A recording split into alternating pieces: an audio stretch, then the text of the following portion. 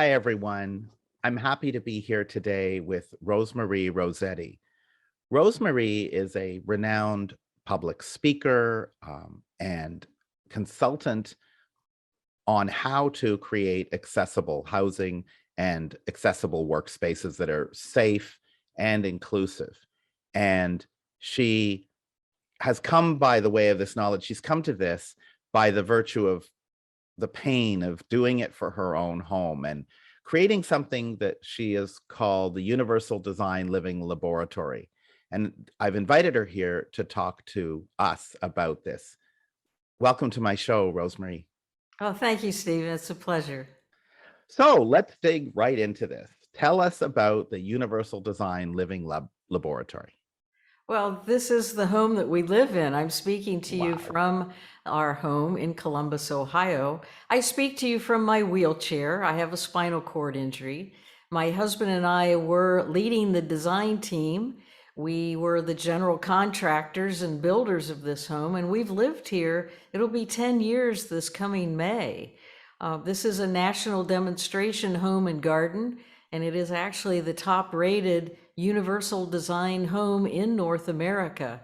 The Universal Design Living Laboratory got its name when we were starting the project. We tried to figure out what to call it, and it just seemed that would be the right name in terms of we have virtual tours, we have video tours, we've had over 3,300 people in person, we have a classroom here, and I've been speaking ever since we started this project and doing some consulting with others. Wow. So let me back up just a little minute, just a minute.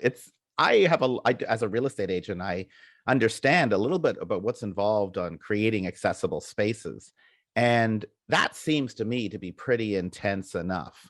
Whatever got you the idea that this should be something much bigger, that should be the home that you're going to live in, should be some sort of national demonstration site? And I'd like to learn more about what that actually means as well. But let's start. Why did you decide to make this so much bigger than just a home for yourself? It was an idea that was given to us by a mastermind group. So these were fellow speakers and consultants and writers, and we were meeting in person in Orlando discussing that we were planning to build a new home. And they turned the whole idea around to making it a national model, to get sponsors, for me to speak about it, for all of the things that were on their mind. And so here we are sitting at a table in Orlando, my husband Mark and I, unbeknownst to anyone that this idea was resonating from my mastermind group. We just started taking notes and trying to figure out, what are we going to do? This is an immense idea. How could we ever execute taking a home that we're going to have built for just us and now get sponsors to help us so that their products and services would be included in the home, and it would also be green and be certified as universal design and green, attracting people to learn from us. So I never came up with the idea. I've got to give the credit or the blame to that mastermind. Wow. So let's talk first about what makes the home accessible. And then perhaps we can talk about what you did over and be above that to make it a national demonstration home. We So followed the certifications for 3 national organizations. So we had checklists, we had auditing lists, so we knew what the requirements would be. And one of them was much more intense than the other 2. So it was just easy to follow the one and knowing the other 2 would come naturally because they weren't as robust. So looking at the checklist in order to get the top certification on that universal design program was really our aim. We wanted to go for the highest on all 3, and that's what we achieved. And then we went for the green side. For, if you're familiar with the U.S. Green Building Council, LEED for Homes, we actually did receive a silver rating. So we have the fusion here of green and universal design. And we felt like if a home is going to be sustainable, it needs to be accessible. And I kept telling the U.S. Green Building Council, why don't you have points for the accessibility and the visitability of a home? They had no points at all on this green rating sheet. And so my words fell on people that really understood that concept and embraced it, and actually then worked towards adding some points to the checklist. And we actually then received points for the accessibility and the visitability of our home. Wonderful, wonderful. So some of my listeners may not be familiar with the term visitability. Can you describe what that means? It's a real simple term. Invite me to your house. Can I even get in? Can I go to the bathroom? I mean, that's the realism. To have someone in a mobility device, a wheelchair, a scooter, a walker, so that there's at least one entrance, just one way to get into that house that is step free, either having a ramp or a vertical platform lift, or it is on level grade. So the ability to get through a wide entrance, to get over a very narrow, a low threshold, and then to get into the house and to use at least a half a bathroom and have that decency to be a visitor in that home. So visitability is a concept. It's been around for a while. It's not just the United States. It's a concept that goes way beyond our borders here in the US. So Rosemarie, you had this idea, you were going to be building this home that masterminded in Orlando, and you realized it was going to be a much bigger project. How long did it take from when you met in Orlando? You were building from scratch, right? You had vacant land and you were building on it. How Yes. long did it take to build this home? How long did it take? Well, let me trace this whole Please idea. do. In 2004, we hired the architect to design our personal home. Okay. 2005 in January, we met with the mastermind. That's when everything started bubbling. 2006, we found a lot that was available so that we didn't have to deal with a homeowners association, because we had a lot previously in a subdivision. And when we told them we were building a national model, they said, no, we don't want you here. There's going to be too much traffic and commotion. So we found a for sale by owner lot, an acre and a half, and bought it right away. We then asked the architect to redesign the home. It was now on an acre and a half, not in a subdivision. We could do whatever we wanted with it. And that's where he got the license to create what we really wanted. So this was in 2005, 2006. The lot is here. We didn't have the groundbreaking until 2009. Oh Do my you goodness. remember the recession in 2008? Of We course. had a real struggle. I'm telling you, 3 years to try and find anyone that would give us that construction loan. So we were the builders, we had all these sponsors lined up, but we could not get the funding. So finally, the check was released in the summer of 2009. In the fall, we had our groundbreaking. And then let me tell you, we had never built a house before, and we will never build another one. This house took 32 months of construction.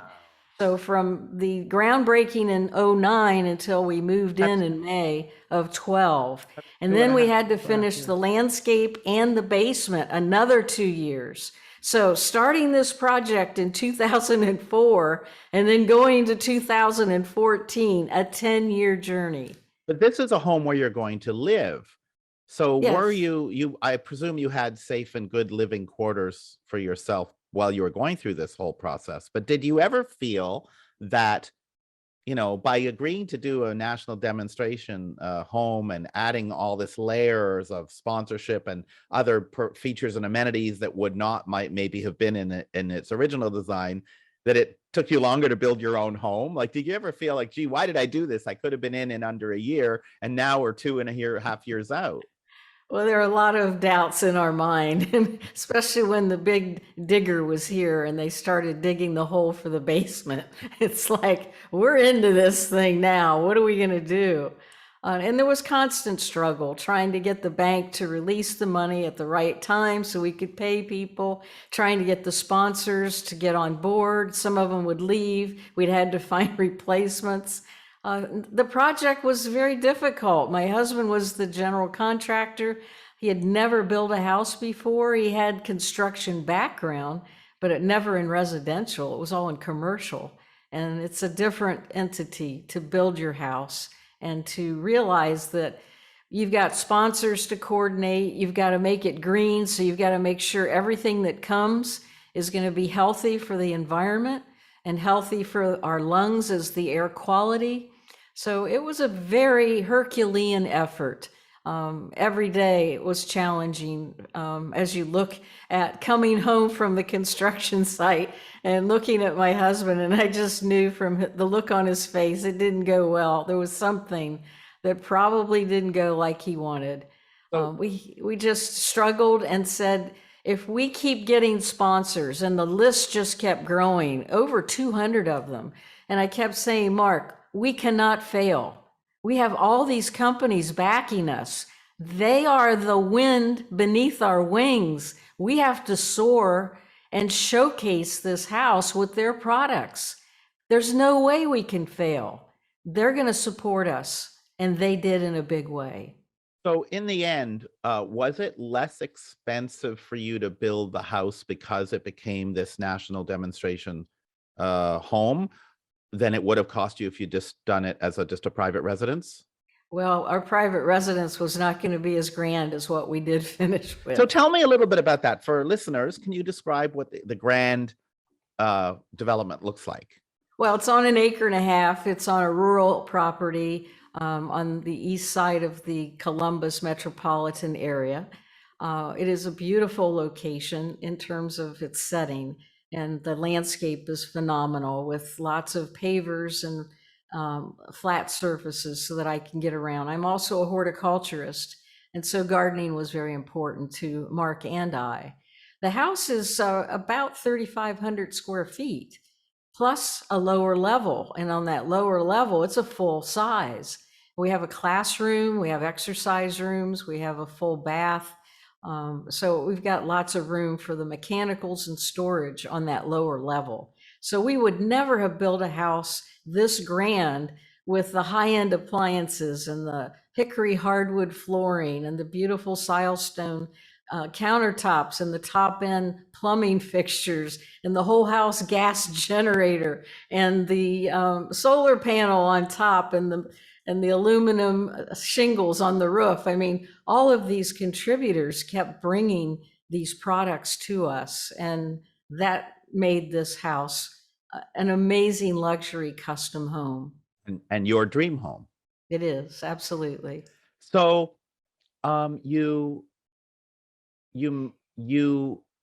live in this home, yet it's a national demonstration site. So tell me a little bit more about what it means that it is a national. What does that mean? That it is a national demonstration home? What is that? What does that look like?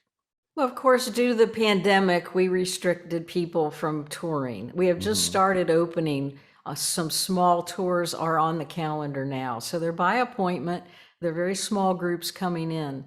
We have yet to have another class here, but in the past, we had the Columbus Realtors here on many occasions. We also had many, many other groups here in terms of builders and architects and interior designers. We also held the CLIP class, the Certified Living in Place Professional class. We hosted it here.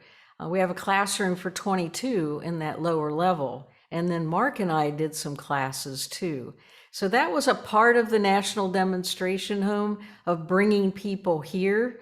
We also have a virtual tour, and any of you listening today can actually take a tour of our home virtually. Thanks to Google, they took over 700 photos of our home and stitched it together in a virtual tour. You can actually play a little game. Our little cat was out, our photo bomber. Her name is Kiko. She's a little orange tabby cat. And you'll see her in various rooms that she was there during the photo shoot. You can also do a video tour. We had a company come in with professional photographers to do a video with Mark leading that tour. So I speak all over the country. I'm doing things virtually all over the world. I've written a book, The Universal Design Toolkit. I have over 100 articles on our website, And the majority I've written in trade Wow. publications as well as disability magazines, and then interviewed for people like Architectural Digest and Forbes and Better Homes and Gardens and all the other major trade publications. Yeah, no, it's great. We could talk about, I would love to have time to talk about all that stuff too, but I do want to talk a little more about the house. So the basement, does you have an elevator for your Yes, own access to it? I yes. see. Okay, that makes sense. And how many bedrooms and bathrooms are there Well, in the think of living it as a space? 4-bedroom home, but I'm currently in one of those rooms. It's my office, and Mark has an identical one on the other side of the house. So 2 of the bedrooms are converted to full offices, I the see. master suite and then the guest suite with the bathrooms are both attached. We also have a full bath and shower in the lower level, so that could be turned into a caregiver's unit. There could be a full kitchen, a full apartment. It's been plumbed and ready so that that whole lower level could transition from a classroom to an actual apartment if we needed it. I We understand. also have a half bath, a powder room in the entrance. Very nice. So, Rosemary, quite an endeavor, right? And it's 10 years in the past now, more than 10 years in the past, but it took you, what you said, 2.5 plus years before you could live in it. And it's been a whole thing. So, first of all, I want to know how you felt when you finally were able to move in. That must have been a very emotional day. I'd like to hear a little bit about that. Yes, it And, was. When the and movers yeah, were here taking us from a 3-bedroom apartment, which we lived in for 18 months, that was not accessible to free us from this total mess of an environment. All of our things in storage and having multiple moving vans coming from our storage unit, coming from the garage, and coming from a 3-bedroom apartment to all converge here at one time and start moving things. And all the new appliances that had been unboxed and put into place. And for the first time, I'm on hardwood flooring instead of thick carpeting. makes And a I'm just difference. rolling through the new house, Wow.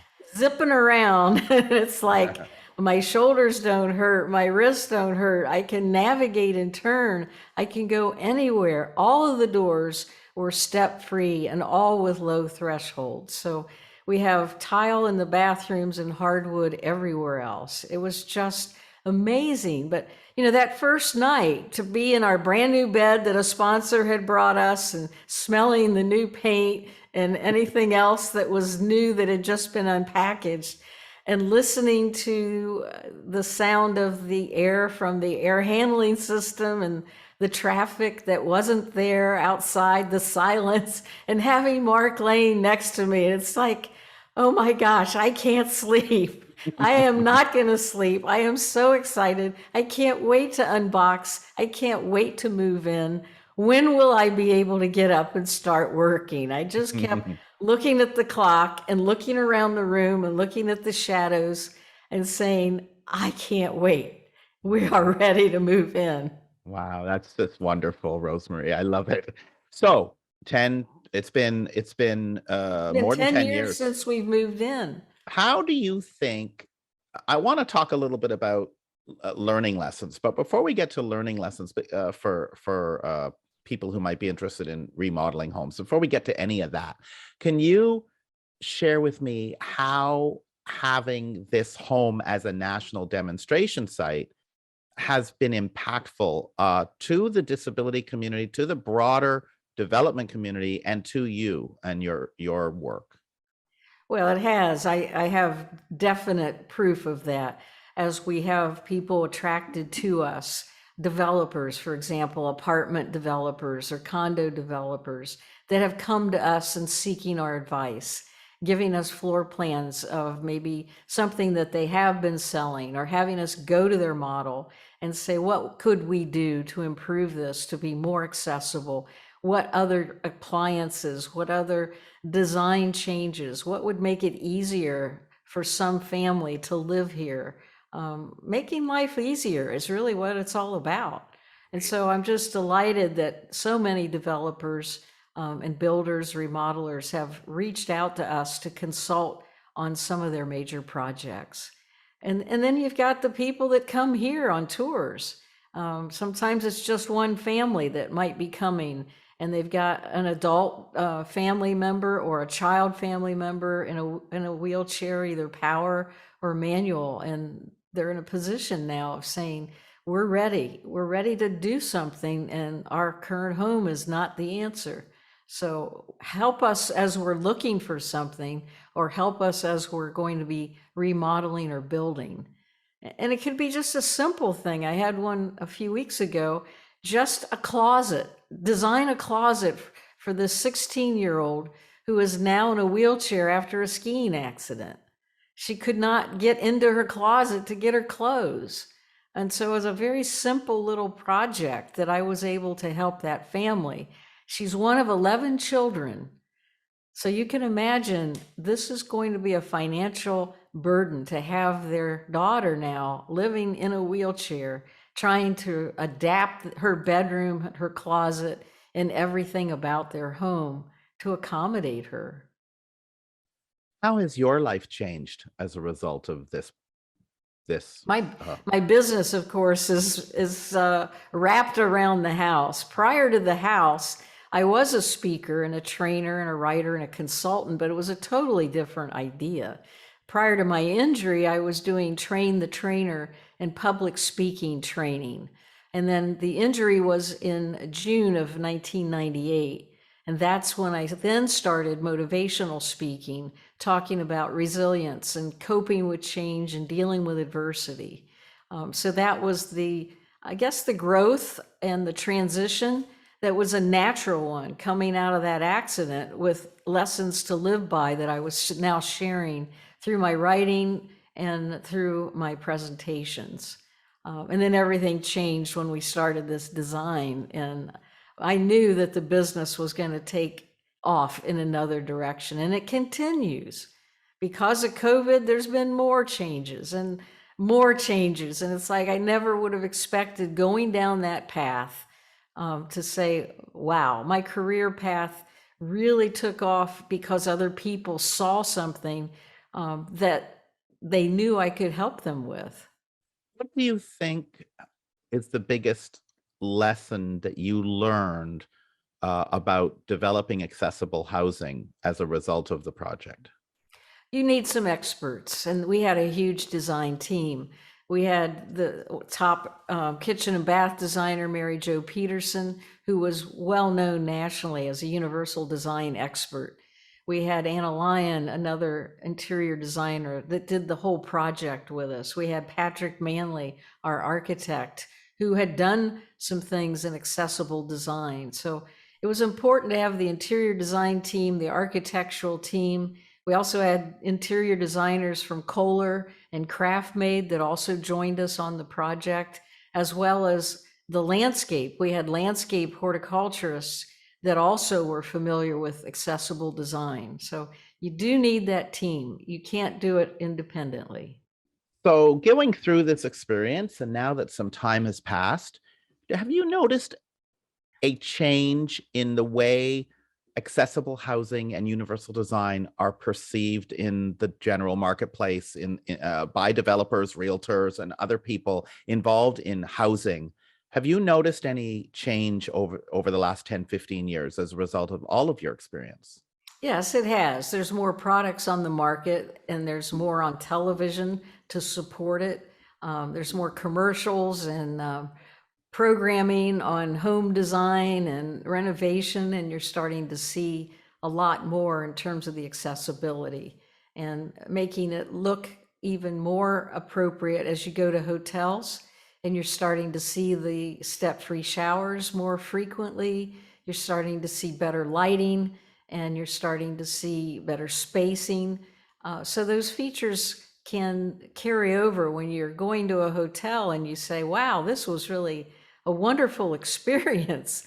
The carpet was easy to roll my luggage on, the door was wide, there was no threshold coming in. And then when they go into the bathroom, they see all this great lighting, and then there's this huge shower. They just have a bench they can sit at if they want to, and they've got handheld showers there, and they've got the plumbing fixtures with handles and that you just lever handles, how wonderful they are.